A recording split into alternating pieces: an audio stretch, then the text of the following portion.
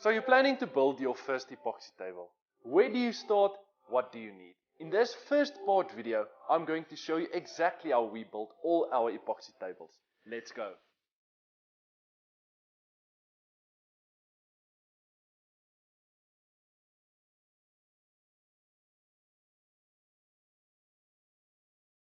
So you're planning to build your first epoxy table and you don't know where to start. In this first part video, we are going to be discussing preparation, designing, and how to build your mold for your epoxy table. And within the next few weeks to come, we are going to launch video number 2, where we will be going into detail on how to cast your epoxy, curing times, sanding, and the finishing and oiling stages of your epoxy table.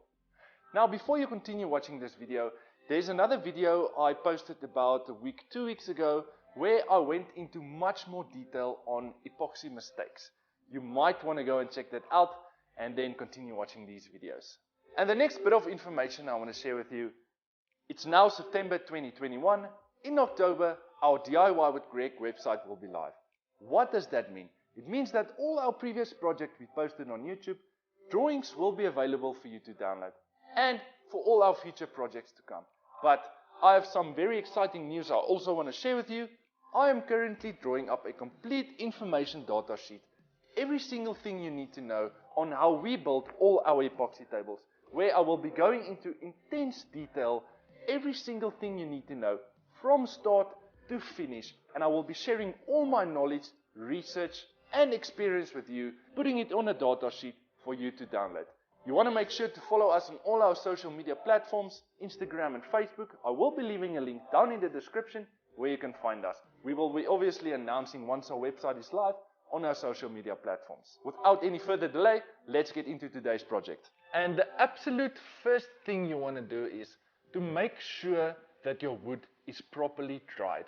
What do I mean by this? You need to make sure there's no moisture inside your slabs. Now, I did make a video last week going into a lot of details on moisture content in your slabs. I am going to leave a link now. You need to go and check that video out first before you continue watching this video. Those steps I'm explaining in that video is insanely critical before you build your first epoxy table. So now that we know our slab is dry, we're going to move to the next step. And that's by making sure our slab is flat on top and at the bottom. What do I mean by this is, in the drying process of a slab, natural cracks will occur and your slab will twist and bend by itself. This is the drying process. And there's 2 ways you can flatten your slab. I will leave a link now where we built a previous table and built a router sled where you can do this manually. Or luckily for us, we are in a fortunate position of having a supplier close by where we take all our slabs to be flattened on a CNC machine. Now that we know our slab is dry, then we're going to move on to the next step by removing all the bark. What do I mean by this is, you want a strong bond between your epoxy and your wood, and the bark is going to prevent a strong bond between your wood and your epoxy. We use a chisel and a hammer to remove all the bulkier pieces of bark on our slab.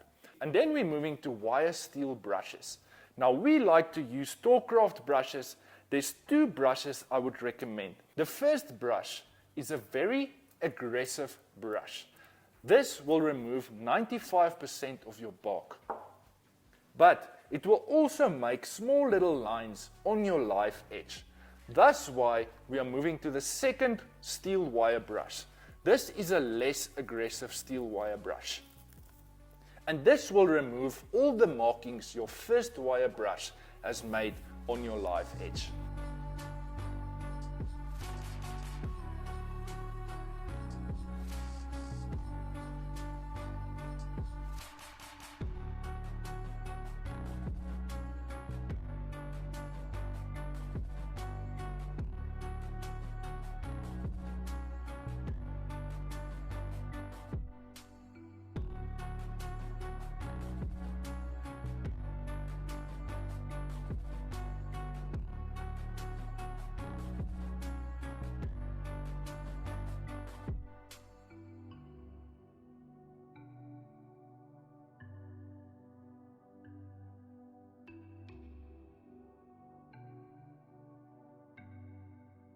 Now that we know our slab is dry, it's been flattened and all the bark has been removed.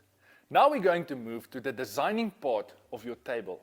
And this is the part of the project we absolutely love. It's to see your epoxy table comes alive. There's 3 methods you can use in designing your epoxy table. The first method is building a frame to the exact size your finished table is going to be. And then you can place it over your slab and get a good idea of how your end product will look. The second method is using your computer.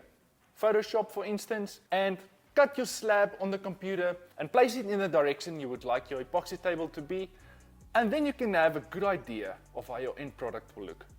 The third method is the one we like using the most, and having your mold already cut to the table's final size, and placing your slab on top of the table and marking on the slab with a black marker.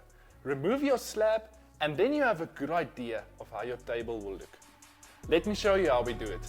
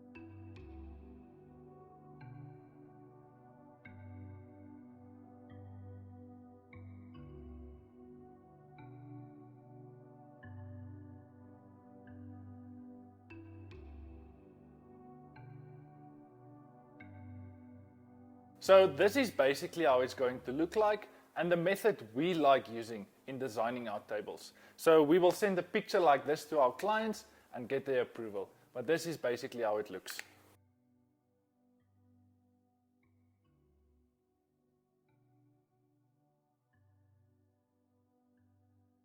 So I sent this design to our client and they absolutely loved the design. Now it's time to move on by cutting our slab. That's a very easy part. You can use your plunge saw, your track saw, or in my case, I'm just using my circular saw.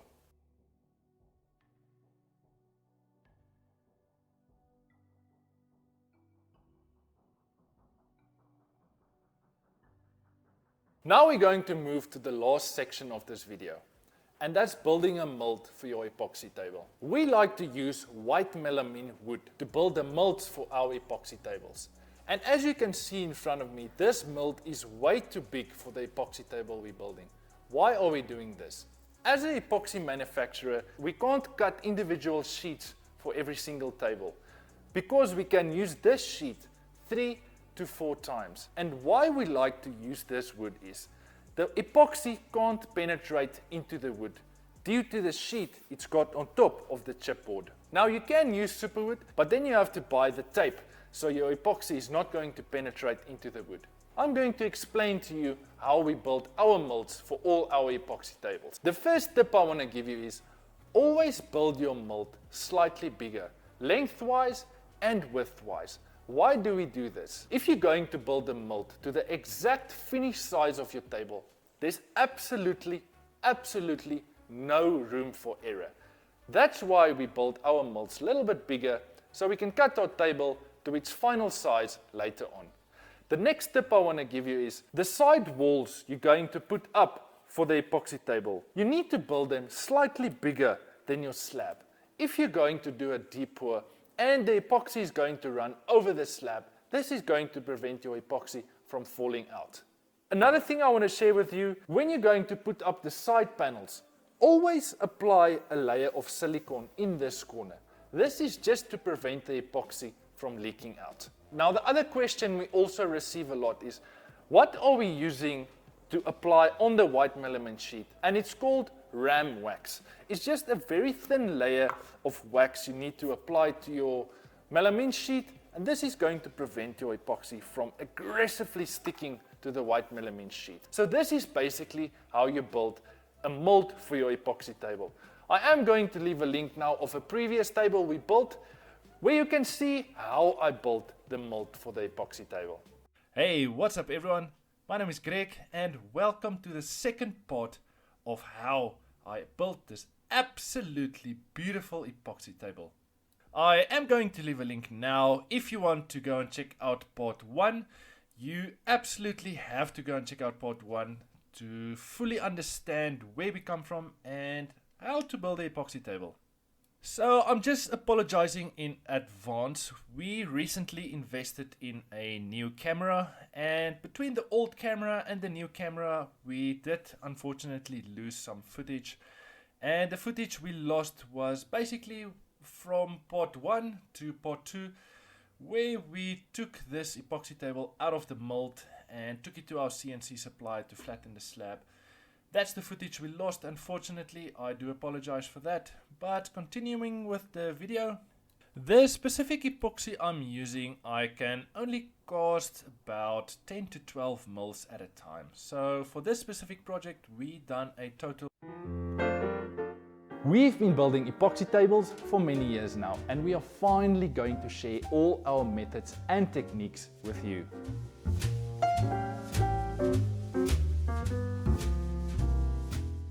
My name is Greg and I am going to show you how to build the perfect epoxy table.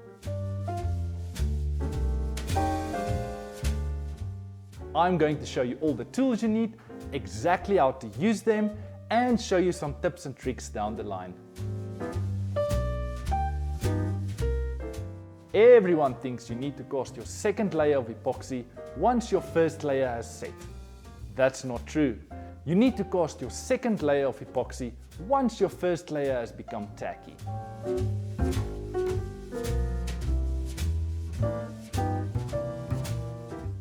This masterclass has been designed for all woodworkers, from your beginner all the way up to your experts.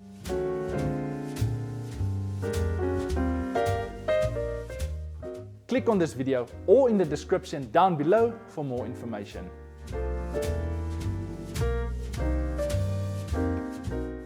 Of 4 pours that left us to about 50 to 55 mils total on this table, and our client decided to go with a charcoal smoky type of color that absolutely came out beautiful at the end of this project. Now, doing your first pour, you will see that most of your air bubbles will come up, and you can just use your flame gas gun to remove all your air bubbles from your epoxy table. And obviously repeating the same steps with all the other castings you do, unless you do a deep pour. But for this project we done a layer pouring system for this table. So this is the part where we lost some footage, but having the table back at our shop, we put it on a table with a very soft blanket at the bottom so you don't scratch your table. And we're starting off by sanding our table with our Festool Rotex machine, obviously in a Rotex mode. If you don't know, the Rotex mode on your Festool orbital sander is basically, it's a very aggressive sanding mode, and that's basically removing all the big marks the CNC machine made. And I can promise you now, investing in one of these machines is going to save you a lot of time. And we ultimately used our belt sander before, but we completely moved away from that because the belt sander is a very aggressive sanding method and it's leaving very deep lines and marks inside your epoxy. And as you can see here, the Rotex machine is obviously moving in orbital motion, and that's removing basically all the marks the CNC machine made on your epoxy table. And one of the questions I receive a lot is, do you repeat the same process at the back of your tables? Yes, obviously. The client is paying a lot of money for this table, so obviously you want to give them the absolute best table you can give them, and that's why we repeat the same process at both sides. Now, this is a very important step in building your epoxy table. We only sanded our table starting off with the 80 grit, then immediately moving to our Festool ETS5 sanding machine. Now this is a finishing sander. Now this is very important. If you're going to continue with any normal orbital sander, you will definitely get swirl marks on your epoxy table. Now this is where we invested in the Festool ETS sanding machine, and this is a finishing sander. Now that basically means that it's built for finishing your product, and as you can see, I am moving in lines to make sure that I sand my complete table. So after sanding my second layer with 100 grit sandpaper, this is in part 1 video where I mentioned always remember to build your mold and your table slightly bigger so you can cut your table to its final size later on. Now using my Festool track saw, this made the job absolutely easy by cutting my table to its final size.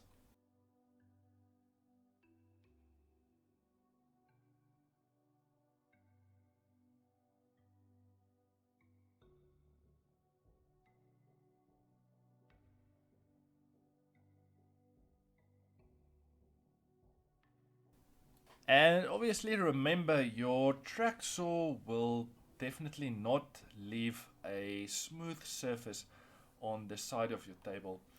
And after cutting with your track saw, cutting the table to its final size, then we are going to continue sanding our table with our finishing sander to remove all the ugly marks the track saw made on the side of our tables. Now remember, this is still a 100 grit sandpaper, and we're going to continue sanding with 100 grit sandpaper, then moving to a 120 grit, and then moving to a 180 grit sandpaper, 220 grit sandpaper, and then we're going to go to a 320 grit sandpaper before we continue moving to the next step.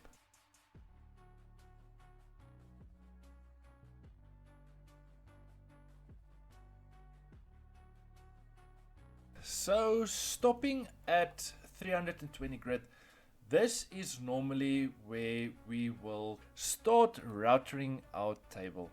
Now using my Festool router, this thing is an absolute beast. I'm just giving my table a small chamfer, 45-degree chamfer, right around my table, on top and at the bottom. And I just want to point this out to you. Just check how incredibly good the dust extraction on this Festool machine is. It makes absolutely no dust, and it's sucking out all the epoxy particles that the router is making under the machine.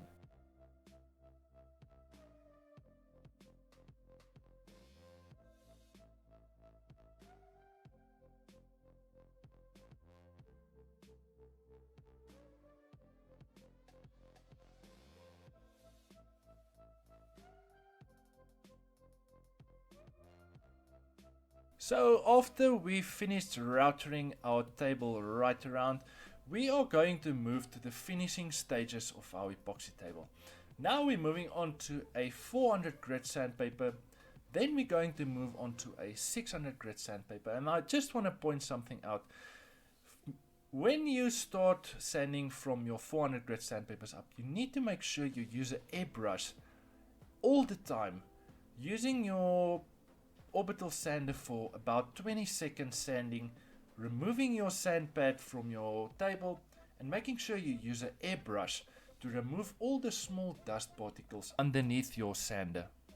Finishing off with 800 grit sandpaper, this is the most critical part of your sanding process, and we like to sand in a circular motion.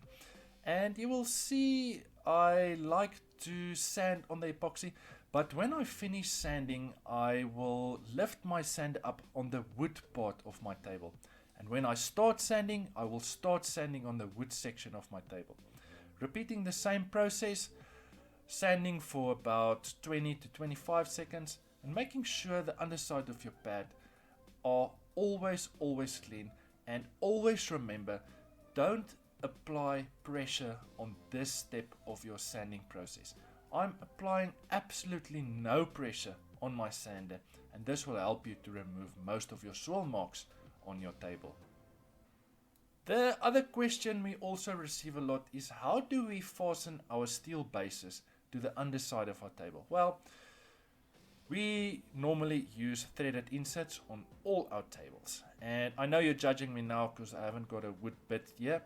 I use the steel bit.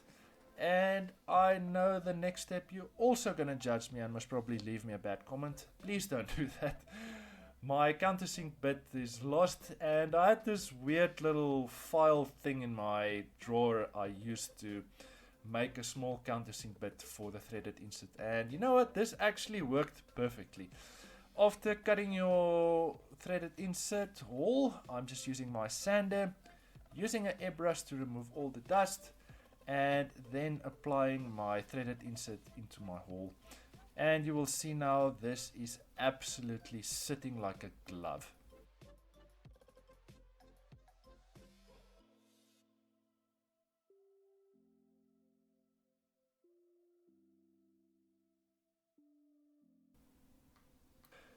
So oiling our table, we are going to use Odis Oil Super Duper, and you need to make sure you shake it well before you use it. So we will start off with Super Duper. It's an oil that penetrates into the wood more than your normal original Odis oil. And I'm using a new brush pad, the white pad you see there.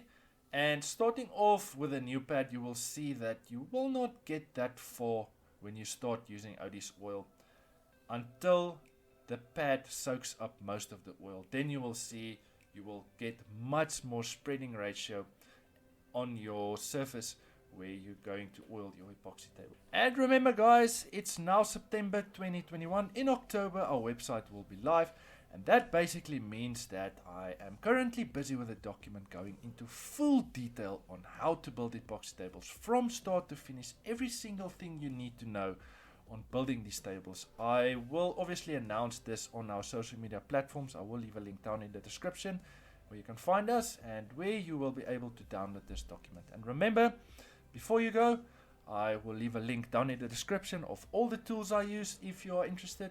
And remember guys, if you haven't already, make sure you subscribe to our channel, like this video, it's honestly going to help us. Enjoy the video guys, I'll see you next week. Cheers.